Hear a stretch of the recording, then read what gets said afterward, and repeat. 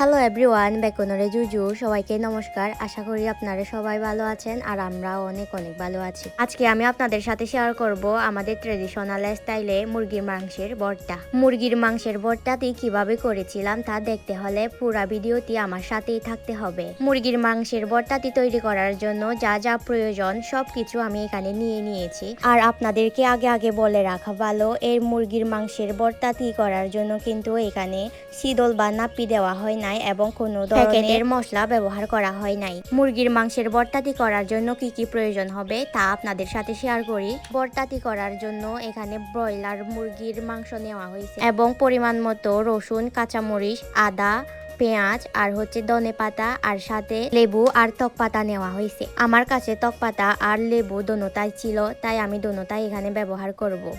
আপনাদের সাথে যে উপকরণগুলো শেয়ার করলাম তা এই পাতিলের মধ্যে আমি সিদ্ধ করে নিব সব কিছু। সর্বপ্রথম এই পাতিলের মধ্যে আমি ধুয়ে রাখা মাংসটি দিয়ে দিব। এরপরে আদাটি একটু ছোট ছোট করে কেটে নিব। আদাটি কেটে নেওয়ার পরে রসুন, মরিচ এগুলা সবগুলা দিয়ে দিতে হবে। আর পাশে যে টক পাতাগুলো আছে ওই টক পাতাগুলাও এখানে দিয়ে দিতে হবে। আর সামান্য পরিমাণে একটু লেবুর রস এখানে মেখে দিতে হবে।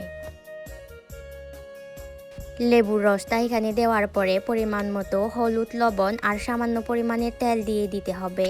পাতিলের মধ্যে সবগুলো উপকরণ দেওয়া শেষ হয়ে গেলে পরিমাণ মতো পানি দিয়ে দিতে হবে, কারণ এইটা অনেকক্ষণ ধরে সিদ্ধ করে নিতে হবে। পানি দেওয়া শেষ হয়ে গেলে এই সমস্ত উপকরণগুলো যাতে মাংসের সাথে ভালোভাবে মিশে যায় তাই একটু ভালোভাবে নেড়ে চেড়ে দিতে হবে। নেড়ে চেড়ে দেওয়ার পরে এইটা চুলায় বসিয়ে দিতে হবে। এই পাতিলের মধ্যে সমস্ত কিছু রেডি করা হয়েছে, এখন শুধু এইটা চুলায় বসিয়ে দিতে হবে এবং এটি মিনিমাম 15 থেকে 20 মিনিট ধরে সিদ্ধ করে নিতে হবে। 15 থেকে 20 মিনিট এইগুলা ভালোভাবে সিদ্ধ করার পরে চুলা থেকে নামিয়ে আমি সব কিছু আলাদা করে নিব। যেমন মাংসের পিসগুলো আলাদা করে রাখবো আর যে সমস্ত উপকরণগুলো দিয়েছিলাম যেমন মরিচ, আদা, রসুন এগুলা দিয়েছিলাম ওইগুলা আলাদা করে রাখবো, কারণ এগুলা বেটে নিতে হবে। আপনারা দেখতে পাচ্ছেন এই যে এখানে সুন্দর করে আমি আলাদা করে নিয়েছি। এগুলা সবগুলা বেটে নিতে হবে। আর এগুলা মাংসের পিসগুলা আলাদা করে রেখেছি। আর এইটা সিদ্ধ করার পরে যে পানিটা রয়ে গেছে ওইটা একটা গ্লাসে রেখে দিয়েছিলাম। এটা নাকি শরীরের জন্য খুবই উপকারী, তাই এটা খাওয়ার জন্য আমি রেখে দিয়েছি। এবারে যে উপকরণগুলা সিদ্ধ করা হয়েছে মরিচ, আদা, রসুন, তারপর এগুলা সবগুলা আমি বেটে নিব। বেটে নেওয়ার পরে কালারটা কিন্তু অনেক ভালো এসে গেছে, এই যে দেখতে পাচ্ছেন।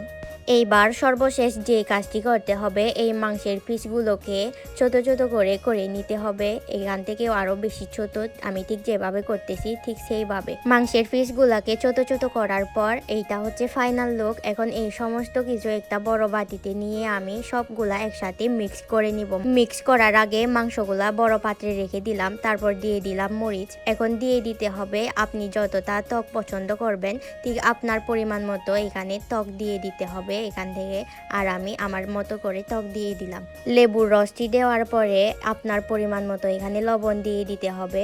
আর এরপরে পাশে রাখা এখানে পেঁয়াজ কুচি আর ধনে পাতা দিয়ে দিতে হবে। মুরগির মাংসের ভর্তাটি করার জন্য কিন্তু পেঁয়াজ কুচি অনেকগুলো দিয়ে দিতে হবে, তাই আমি এখানে অনেকগুলা কেটে রেখেছি। ধনে পাতা আর পেঁয়াজ কুচিগুলা দেওয়ার পরে এগুলা কিন্তু হাত দিয়ে ভালোভাবে মেখে এগুলা মিক্স করে নিতে হবে। হাত দিয়ে যদি ভালোভাবে মিক্স করা হয় তাইলে কিন্তু অনেক স্বাদ বেড়ে যায়। এইটি মাখানোর সময় কিন্তু আমার আঙ্গুলে অনেক পেইন হচ্ছিল, কারণ আঙ্গুলের মাথার একেবারে মাঝখানে কেটে গেছে আমার আঙ্গুলটা। মেখে নেওয়ার পরে এটা ফাইনাল লুক। এই যে এরকম একটা কালার চলে আসছে, অনেক ভালো দেখতে লাগতেছে। কালারটা দেখে খেতে মন চাচ্ছিল, তাই একটু খেয়ে দেখলাম। এটা কিন্তু অনেক ভালো হয়েছে। আপনারাও যদি খেতে চান তাইলে আমার মতো করে ঠিক সেম ভাবে বানাই নিতে পারবেন। আর আজকের আমার এই ভিডিওটি এই পর্যন্ত, আর লম্বা করব না। সবাই ভালো থাকবেন, সুস্থ থাকবেন আর আমার জন্য অনেক আশীর্বাদ করবেন। আমি সব সময় চেষ্টা করব আপনাদের সাথে যাতে নতুন রেসিপির ভিডিও শেয়ার করতে পারি। আর আপনারা অবশ্যই আমার পেজটাকে ফলো করে রাখবেন। এই পর্যন্ত সবাই ভালো থাকবেন, সুস্থ থাকবেন। টাটা।